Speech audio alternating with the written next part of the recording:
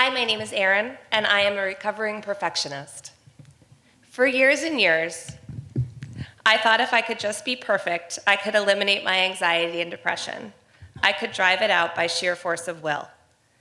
If I had straight A's, no one would know the inner voices in my head. If I were picked to solo in the school musical, no one would know that I cried every single day.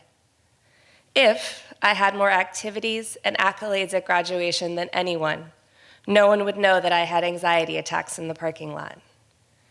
If I were sorority president, no one would see that I was clearly not good enough or smart enough or worthy enough to be in this room.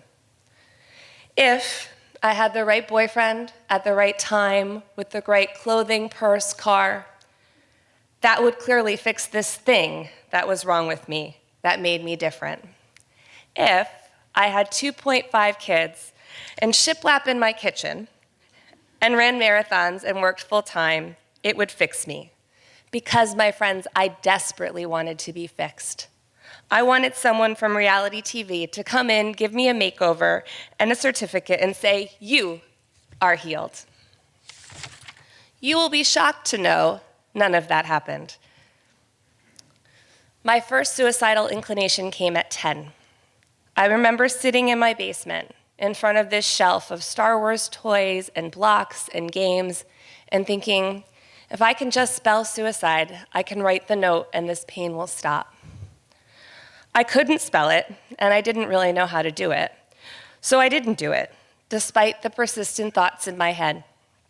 I kept getting A's and attempting to be seen while remaining invisible. I sat on my desk in 4th grade and said I wanted to be a hermit. Kids made fun of me. Teachers called me too sensitive. But no one saw me. I was safe. I was simultaneously seen, granted, as the weird kid, but I was still invisible. I didn't have to ask anyone how to spell suicide. When I was 12, my first full-blown panic attack happened. My mom had dumped the contents of my incredibly messy room on my bed, and something in me just froze, like a record player stuck on a track. I couldn't speak or really move. I went downstairs to tell someone, and I fainted.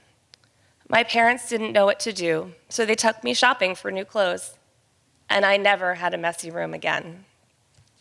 That pattern of perfecting and collapsing and perfecting again continued through my teens and into my 20s. I would freak out, just to the edge, just to the brink, and all the while I amassed more controlling behaviors, more rules. And inside the waves of panic, followed by huge lows of loneliness and worthlessness, just kept coming. Perfectionism became my drug of choice.